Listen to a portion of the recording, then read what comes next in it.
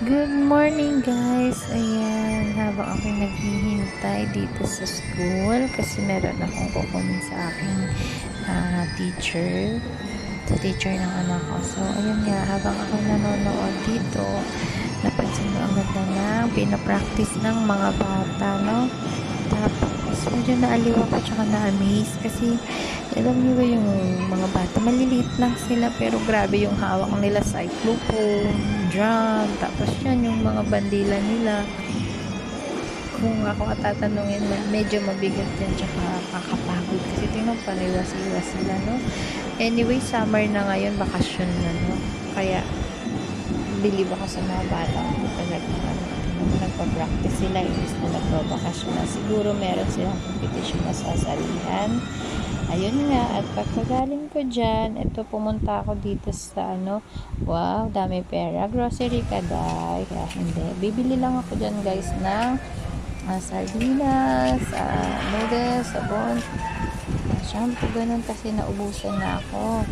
Kaya nandito ako ngayon guys. So hindi naman madami yung bibilihin ko kasi yung budget ko is enough lang para sa ating daily use. So malayo pa ang sahod. Yung mga bibilihin ko eksakto na yun hanggang sa susunod na sahod ng aming papa. Yan. So yun nga, ikot-ikot ako, hinahanap ko kung ano pang pwede kong mabili na medyo hindi lalagpas sa budget ko. Ganun, yung mga mura-mura, ganyan. Pero talaga yung focus ko yung instant noodles, sabon, kape, asukal, tsaka shampoo. Yun lang naman bibilin ko yung guys. Akala nyo dami kong pera.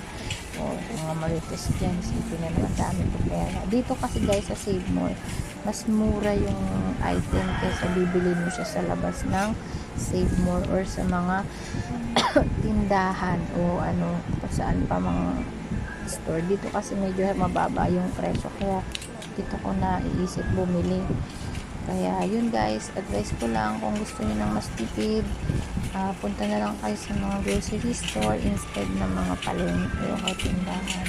Kasi yung 100 mo, 5 dilata na yung mabibili mo dito sa Save More. So guys, panghintay nyo, pag may time, pasyal na kayo rito.